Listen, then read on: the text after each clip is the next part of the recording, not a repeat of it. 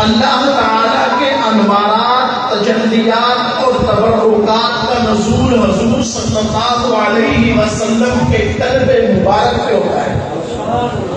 وہاں سے پھر ساری دنیا کے اولیاء کے قلوب پر یہ نور تقسیم ہوتا ہے۔ سبحان اللہ۔ وہاں جس سے جتنی نسبت ہوتی ہے اس کو اس سے اتنا حصہ ملتا ہے۔ جتنا کسی کا تعلق ہوگا اس کو اس سے اتنا حصہ ملتا رہے گا۔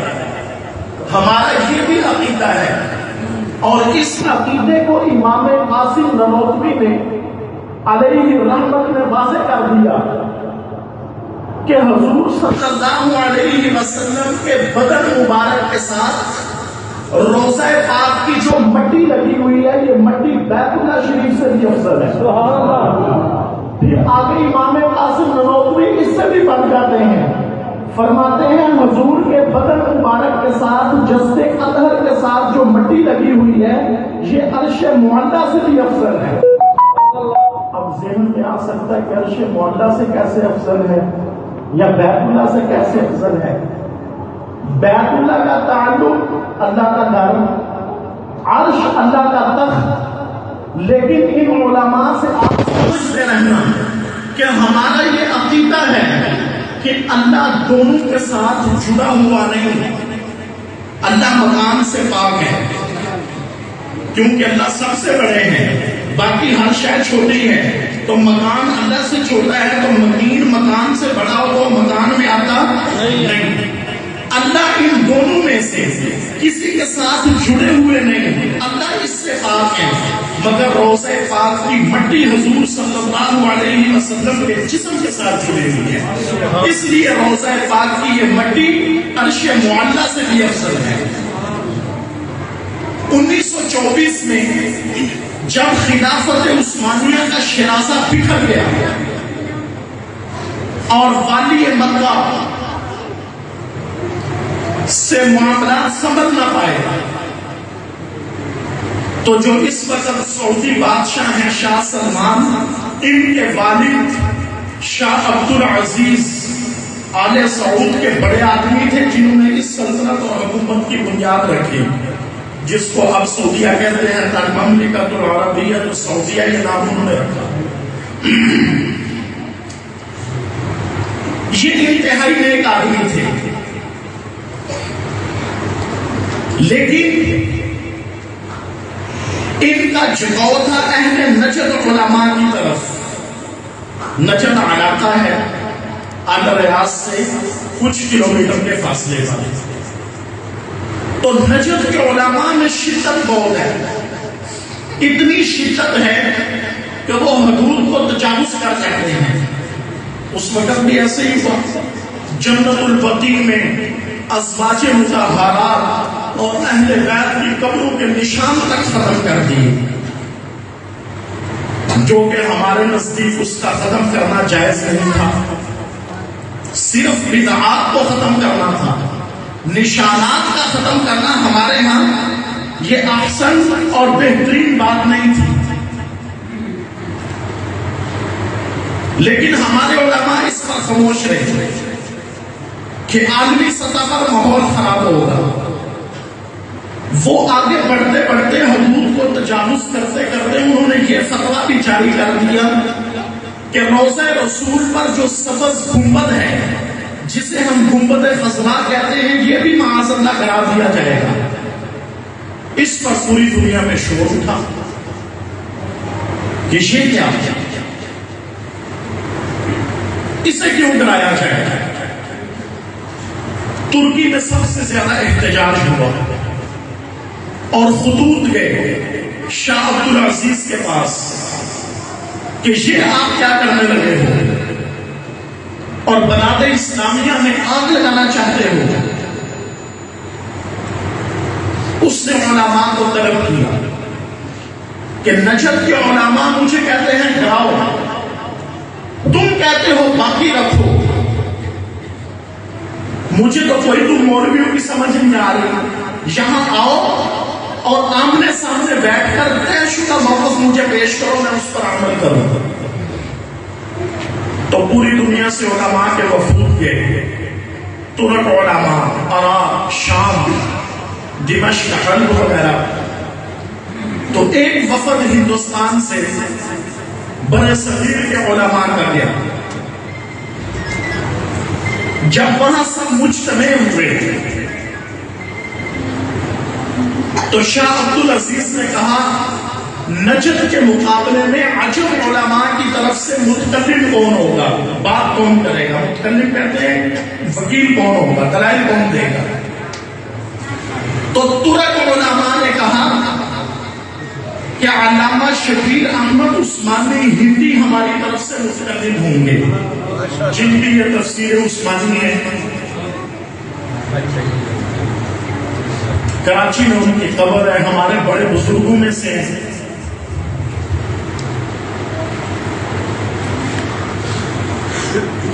علامہ شبیر احمد عثمانی رحمہ اللہ نے 2 گھنٹے اس بات پر دلائل دیے کہ روضہ رسول پر جو گنبد خضراء ہے، سبز گنبد، اس کو نہیں گرایا جائے گا، شرعاً جائز نہیں ہے. اب ان کے پاس مقابلے میں بخاری اور مسلم کی متفق علیہ روایت تھی اہل نجد کے پاس کہ قبر پر گنبد بنانا جائز ہے، اور یہ روایت بالکل صحیح ہے اور صحیح ہے، ہم اسے مانتے ہیں کہ قبر پر گنبد جائز ہے. عالم وہ نہیں ہوتا جو گھنٹہ لگائے اور آگے پیش کر دے. مفتی وہ نہیں ہوتا جو سیدھی سیدھی بات کو دیکھے اور عوام میں ٹھونک کے رکھ دے. مرشد، عالم اور مفتی وہ ہوتا ہے جو معاملے کو حل کرے گا.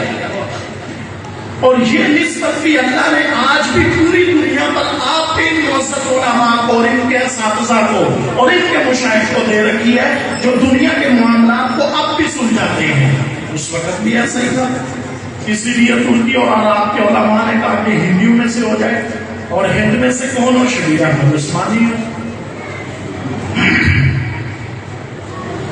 اب بخاری مسلم کی روایت ہے گنبد بنانا جائز نہیں، ہم بھی مانتے ہیں جائز نہیں. بنا ہے حضرت عمر بن عبدالعزیز رحمہ اللہ کے زمانہ میں. پھر درمیان کے 1300 سال کسی نے اسے چھیڑا نہیں، بلکہ اس کی آرائش ہوتی رہی، زیب و زینت ہوتی رہی، بہترین رنگ اس پہ ہوتے رہے. ابتدا میں زرد رنگ تھا، بعد میں سبز رنگ ہوا. اب حیران کن بات یہ تھی کہ ایک طرف حدیث ہے، دوسری طرف علامہ شبیر احمد عثمانی کا موقف ہے، بر صغیر کے تمام علماء کا موقف ہے، دارالعلوم کے تمام علماء کا موقف ہے کہ گرایا نہیں جائے گا. تو کیا دلائل دیے ہوں گے علامہ شبیر احمد عثمانی؟ علامہ نے اس حدیث کو بنیاد بنایا جو اللہ کے نبی نے کہا ہے عائشہ تیری یہ قوم نئی نئی مسلمان ہوئی ہے، مجھے ڈر ہے کہ یہ بگڑ جائیں گے. بیت اللہ شریف کی تعمیر ہم نے کی اور انہوں نے اس کی تعمیر کو توڑ کر دوبارہ کیوں تعمیر کیا ہے. اگر مجھے ان کا خوف نہ ہوتا تو جو تیرے آباء و اجداد نے یہاں تعمیر کی ہے میں اسے گرا دیتا. آپ کے آباء و اجداد بھی وہی تھے، لیکن بات سمجھانے کے لیے یہ فرمایا میں اسے گرا دیتا. اس کا فرش نیچے کرتا زمین کے برابر، اس کے 2 دروازے لگاتا، حتیم کو اندر شامل کرتا، لیکن یہ سارے بگڑ جائیں گے کہ ہماری تعمیر کیوں توڑی. اس حدیث اور روایت پر استدلال کرتے ہوئے علامہ شبیر احمد عثمانی نے فرمایا کہ ہم بھی اسی بات کے قائل ہیں کہ سبز گنبد جو موجودہ ہے یہ نہیں بننا چاہیے تھا، لیکن بن گیا ہے. جس طرح اللہ کے نبی کو خدشہ تھا امت مسلمہ میں انتشار کا، آج اس سے بھی بڑھ کر خدشہ ہے امت کے ٹوٹنے اور انتشار کا. جس طرح آپ نے فیصلہ فرمایا بیت اللہ کی تعمیر وہی رہے گی، آج میرا بھی فیصلہ اور موقف یہ ہے گنبد خضراء کی تعمیر یہی رہے گی. شاہ عبدالعزیز نے کہا عاجبہ ہندی کو جواب دو، تو نجدی سارے خاموش. جواب پاس کوئی نہیں. تو شاہ عبدالعزیز نے کہا میرا بھی فیصلہ ہے کہ قیامت تک یہ سبز گنبد سبز رنگ میں باقی رہے.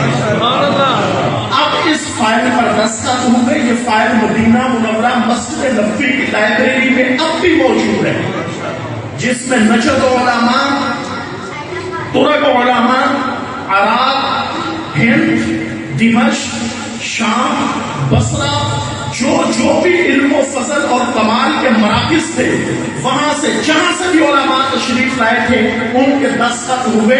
اور یہ اجماع قطعی ہے. اجماع قطعی کہتے ہیں جس کا منکر کافر ہو. روضہ رسول کا گنبد سبز رنگ میں باقی رہے، یہ اجماع قطعی ہے. اور یہ جو اجماع ہوا ہے یہ ہمارے علماء نے کروایا ہے.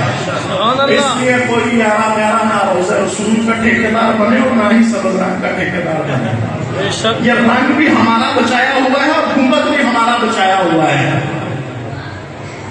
لیکن مسئلہ یہ ہے کہ ہم نہ ان چیزوں کا تذکرہ کرتے ہیں، نہ ان معزز علماء کے پاس بیٹھتے ہیں، نہ ان سے سنتے ہیں.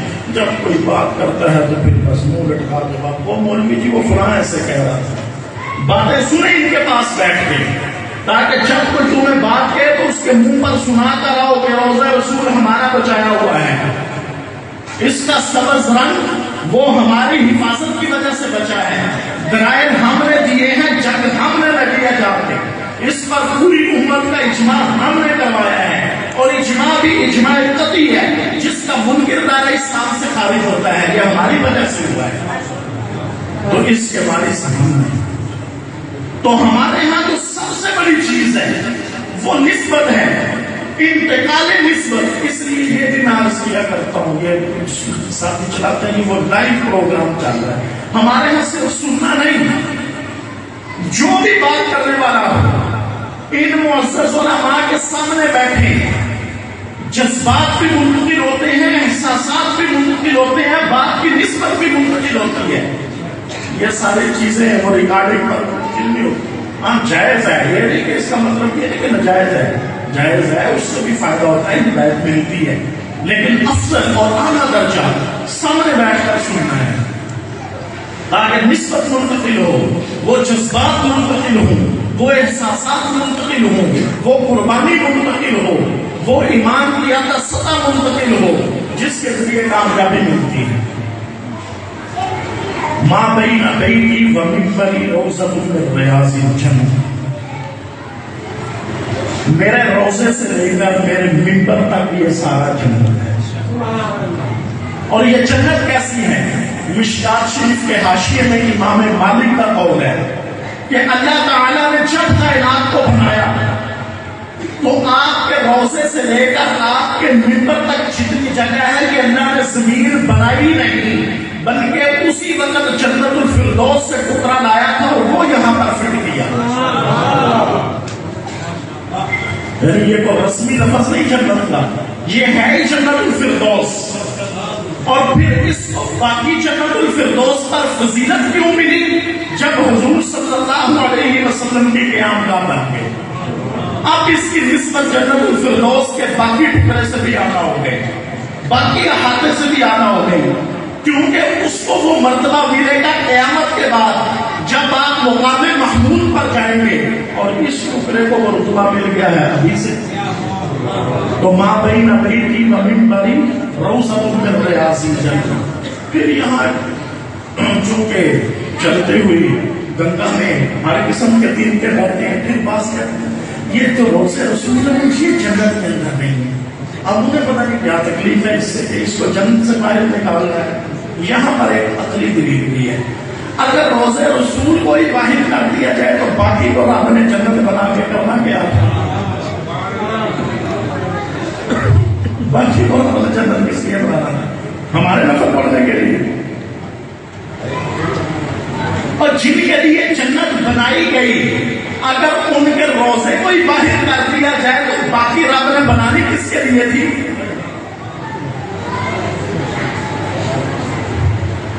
قرآن کے اندر ہے یا ایھا الذین آمنوا اذا قمتم الی الصلاۃ فَاغْسِلُوا وُجُوهَكُمْ وَأَيْدِيَكُمْ إِلَى الْمَرَافِقِ.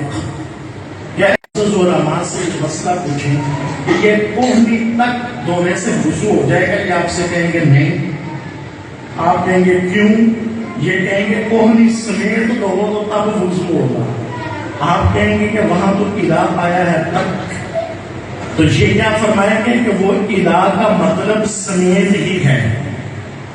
تو وہاں بھی ما بین بیتی و منبری روضۃ من ریاض الجنہ، میرے روزے سے میرے منبر تک، وہ تک بھی روزے کو شامل کر کے ہے. ہم کہتے ہیں اگر وہاں روزے پاک کو باہر نکالنا ہے تو یہاں کوہنی کو بھی باہر نکالنا پڑے گا.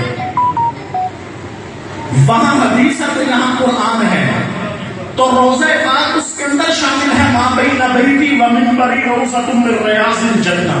تو میں عرض یہ کر رہا ہوں کہ ہمارے ہاں سب سے بڑی چیز نسبت ہے، اور ہماری نسبت بال واسطہ اور بلا واسطہ اور کئی واسطوں کے ساتھ حضور صلی اللہ علیہ وسلم تک تزکیہ اور تربیت کے اندر بھی موجود ہے اور حدیث کے اندر بھی موجود ہے.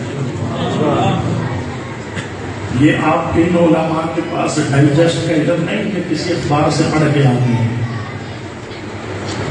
نہیں، ایک واسطے سے دوسرے میں، دوسرے سے تیسرے میں، تیسرے سے چوتھے میں، چلتے چلتے آج آپ کی بستی تک یہ اپنے ان علم کو، فضل کو اور کمال کو اسی سند کے ساتھ مضبوطی سے پکڑے ہوئے ہیں جس مضبوطی سے امام بخاری نے حدیث لکھتے ہوئے پکڑا ہے، امام مسلم نے حدیث کو لکھتے ہوئے پکڑ کے رکھا ہے، اور دیگر محدثین نے جس چیز کو بنیاد بنایا ہے ان علماء کے پاس بھی وہی نسبت بنیاد.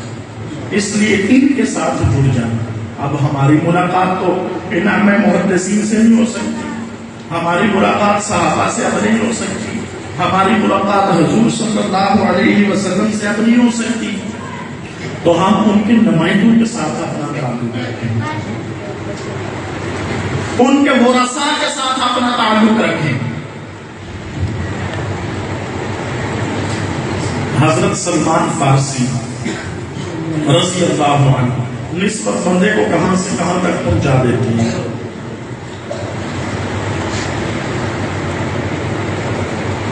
ان کی عمر بہت زیادہ تھی.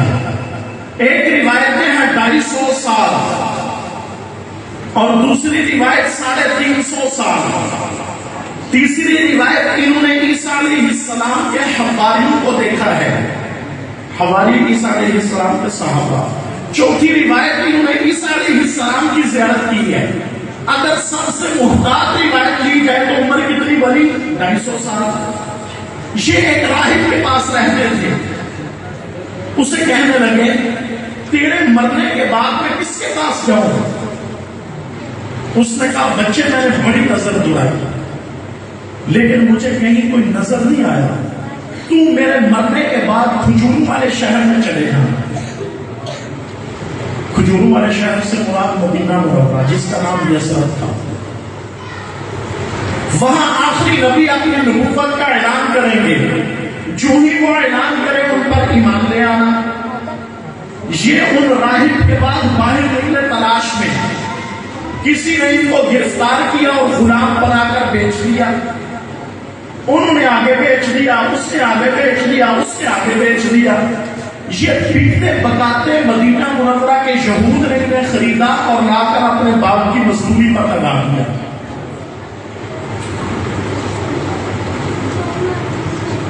ایک دن آپ نے مجمع میں دیکھا رو رہے ہیں. سلمان روتے کیوں ہو؟ یا رسول اللہ میرا آقا بڑا ظالم ہے، بدبخت انسان ہے، مجھے مارتا ہے اور کہتا ہے جس نبی پر ہم ایمان نہیں لائے تم کیوں ایمان لایا؟ آپ نے فرمایا سلمان جاؤ اور اسے پوچھ کر آؤ کتنے پیسے لے کر مجھے آزاد کر دے گا. کئی روز گزر گئے. آپ نے پوچھا سلمان بتلایا نہیں؟ یا رسول اللہ میں نے آپ سے عرض کیا تھا بڑا بدبخت ہے. اس نے ایسی شرائط لگائی پتہ نہیں وہ ہماری زندگی میں پوری بھی ہوں کہ نہ ہوں. آپ نے فرمایا بتاؤ تو صحیح. یا رسول اللہ وہ کہتے ہیں 300 کیا چاندی لاؤ، 300 کیا سونا لاؤ. اور میری فلاں زمین پر 300 کھجور کے درخت لگاؤ، پھر وہ درخت بڑے ہو جائیں، ان کے ساتھ پھل لگ جائے اور وہ پھل پک جائے اور پکنے کی وجہ سے خود چڑھنے لگ جائے اور لوگ اس کو اٹھا کے کھانا شروع کر دیں، تب تو آزاد ہے۔ یا رسول اللہ، پتہ نہیں اتنی ہماری زندگی بھی ہے کہ نہیں۔ آپ نے حضرت عمر سے کہا شمعون سے 300 کلمے بنوا کر لاؤ، درخت لگانے کے لیے چھوٹے ٹائم کاٹتے ہیں، کلم جس کو بولتے ہیں، وہ بنوا کے لاؤ۔ عبد الرحمن بن عوف، سعد بن قیس اور ثابت بن قیس بن شماس انصاری رضوان اللہ اجمعین چھوٹے کے مالدار تھے، ان سے کہا پیسے جمع کرو، سونا اور چاندی، درہم اور دینار۔ حضرت عمر لائے، آپ نے کہا سلمان چلو، کون سی زمین ہے؟ اللہ کے نبی پودا لگاتے، حضرت عمر پانی ڈالتے، آپ فرماتے یا اللہ اس میں برکت ہے، حضرت عمر آمین کہتے۔ اب پھر 3 روایات ہیں، تیسرا دن، دوسری روایت 1 ہفتے کے بعد، تیسری روایت 2 ہفتوں کے بعد، لیکن جمہور کے ہاں 1 ہفتے کے بعد۔ آپ نے فرمایا سلمان جاؤ اور اسے بلا کر لاؤ اور اس سے کہو تیری 3 شرطیں پوری کر دی ہیں۔ سبحان اللہ۔ سلمان فارسی ہل گئے، پھر خیال آیا اللہ کے نبی نے کہا ہے گئے اور یا فلانے آؤ، تیری 3 شرطیں پوری کر دی گئی۔ اس نے کہا سلمان ہوش میں ہو؟ کہاں؟ اور کہا درخت کیسے اگ گئے؟ جس میں گائے ہیں اس کے اٹھانے سے اٹھ جاتے ہیں، آؤ تو صحیح۔ وہ آیا، اس نے دیکھا سونا بھی، چاندی بھی، زمین بھی میری، باغات بھی لگے ہوئے۔ اس نے کہا سلمان یہ سونا بھی تیرا، چاندی بھی تیری، باغ بھی تیرا، آج کے بعد میں بھی تیرا۔ وَأَشْهَدُ أَنَّ مُحَمَّدًا عَبْدُهُ وَرَسُولُهُ۔ یہ سلمان فارسی رضی اللہ عنہ کی قربانی ہے۔ اب اس پر انعام مل رہا ہے، ایک انعام یہ ملا ہے، دوسرا انعام اس سے بھی آتا ہے۔ آپ نے خندق کے موقع پر صحابہ کو جمع کیا کہ جب وحی نہ آتی تو آپ اس وقت صحابہ سے مشورہ فرماتے ہیں۔ ہمیں بھی چاہیے کہ اہم امور میں مشورہ کیا کریں، گھر کے معاملات میں، مسجد کے معاملات میں، گاؤں، بستی، گھر کا کاروبار، ہر جگہ پر تو آپ مشورہ فرماتے ہیں۔ آپ نے صحابہ سے رائے لی کہ بدر اور احد کے اندر مار کھانے کے بعد قریش اپنا غصہ ٹھنڈا کرنے کے لیے بنو نذیر اور بنو قریظہ وغیرہ کو ساتھ ملا کر اطراف سے مدینہ پر چڑھائی کرنا چاہتے ہیں، ان کا مقابلہ کیسے کیا جائے؟ اب صحابہ اس پر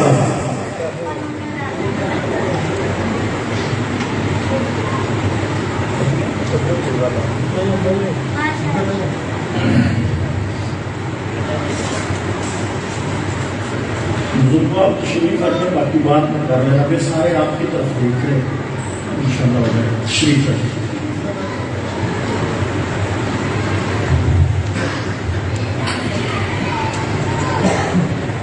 تو آپ نے صحابہ سے فرمایا مشورہ دو، باہر سے قریش آ رہے ہیں، اندر سے قبائل بغاوت کریں گے اور اطراف سے چڑھائی ہوگی، مقابلہ کیسے کیا جائے؟ صحابہ نے مختلف رائے دی۔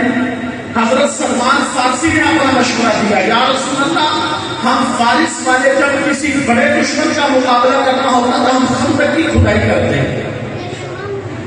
آپ نے ان کی رائے پر فیصلہ دے دیا، خندق کھودو۔ اب جس آدمی کی رائے پر فیصلہ ہو تو اس کا خلاف بلند ہو جاتا ہے، یہ بڑا اہم آدمی ہے، بڑا لائق ہے، ذہین ہے، تو ہر طرف سلمان فارسی، سلمان فارسی، سلمان فارسی، ایک ہی آواز گونج رہی تھی۔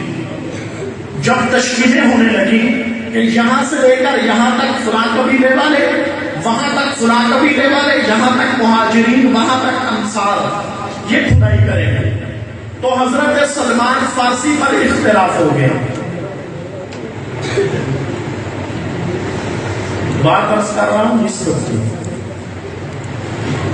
نسبت جو ہمارے پاس ہے روحانی نسبت، ایک ہوتی ہے جسمانی نسبت، وہ بھی کام نہیں آتی۔ ابو لہب گھر کا آدمی ہے، نسب کے اعتبار سے نسبت اس کی آنا ہے، وہ سکا چچا ہے، چار دیواری کا اندر رہنے والا ہے، ابو لہب بن عبد المطلب بن ہاشم بن عبد مناف، قریشی ہے، عربی ہے، نسب کی ساری نسبتیں اس کے پاس ہے، وہ بھی کام نہیں آئی۔ تبت یدا ابی لہب ما تب، ٹوٹ جائے ابو لہب کے ہاتھ اور ہلاک ہو جائے وہ آپ، قرآن نے لعنت کر دی۔ لیکن جو روحانی نسبت ہے اور جو روحانی تعلق ہے وہ کتنا مضبوط بننے جا رہا ہے کہ اختلاف ہو گیا حضرت سلمان فارسی پر۔ مکے والے کہیں کہ مہاجر ہیں، باہر سے آئے ہیں، یہ ہماری طرف خدائی نہیں۔ مدینے والے کہیں نہیں، انصار میں سے ہے، اسلام سے پہلے مدینے میں آئے ہیں۔ اب اس میں صحابہ میں تکرار بڑھ گیا، تو جب آوازیں بلند ہوئی تو آپ نے کہا سنو بھائی، آج کے بعد سلمان نہ مکے والوں کا نہ مدینے والوں کا، سلمان منا و اہل البیت، سلمان میرے اہل بیت میں سے۔ ابو لہب گھر کا آدمی مردود کر دیا گیا، ابو لہب گھر کا آدمی لعنت کر دی گئی۔ سلمان فارسی یا قریشی نہیں، عرب بھی نہیں، بنو ہاشم میں سے بھی نہیں، بنو عبد المطلب میں سے نہیں، اور آپ نے ان کو اہل بیت کے اندر شامل کر دیا۔ تو سب سے بڑی چیز نسبت ہوتی ہے کہ اس کا تعلق ان کے ساتھ ہے اور اس کی نسبت کس کے ساتھ ہے، اور پھر نسبت کہاں کہاں تک کڑواتی ہے۔ آخری بات کر کے بات کروں،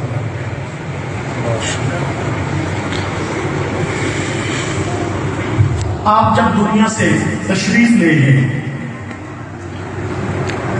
تو صحابہ پر بڑا مشکل وقت تھا۔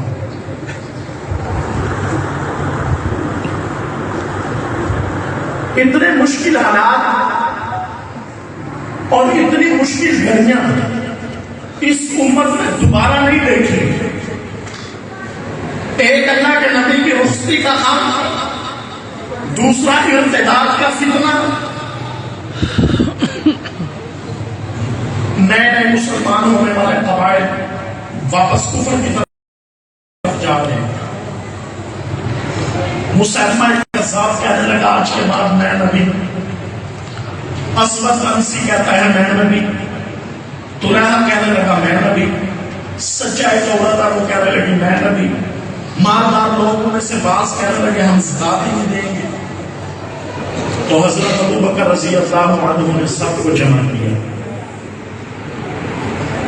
کہ کیا کیا جائے، مشورہ دو۔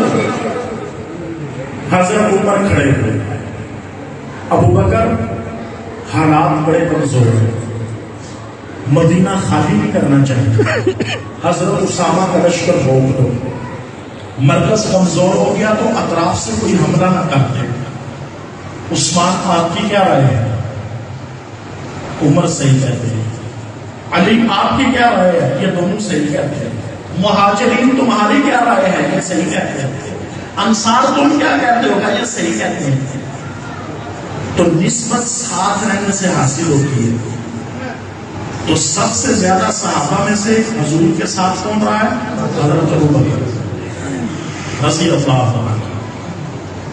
حضرت ابو بکر کو بڑا غصہ ہے، منبر سے نیچے اترے اور حضرت عمر کی داڑھی کو یوں یہاں سے نیچے سے پکڑ کے زور سے جھنجھوڑا۔ اے عمر، ایک تجھ پر مجھے آسرا تھا کہ تم میرا ساتھ دے گا، تم نے بھی میرا ساتھ چھوڑ دیا۔ پھر منبر پر چڑھا اور کہا سنو، جنگل کے درندے آئے، وہاں کے شیر اور چیتے آئے، اور حضور صلی اللہ علیہ وسلم کی بیویوں کو اکیلا ہونے کی وجہ سے مدینہ منورہ کی گلیوں کے اندر ان کی لاشوں کو نوچ کے رکھ دے۔ ابو بکر یہ تو گوارا کر سکتا ہے، لیکن یہ گوارا نہیں کر سکتا کہ جیش اسامہ کو روک کر مجمع مدینہ میں جمع کیا جائے، سارا مدینہ آج ہی خالی کر دیا جائے۔ جیش اسامہ بھی روانہ ہوگا، مسیلمہ کذاب کے خلاف بھی آج ہی تشکیلیں ہوں گی، اسود انسی کے خلاف بھی آج ہی لایا جائے گا، منکرین زکات کے خلاف کتاب بھی آج سے شروع ہوگا۔ 3 دن تک مسجد نبوی میں نہ اذان ہوئی نہ نماز ہوئی۔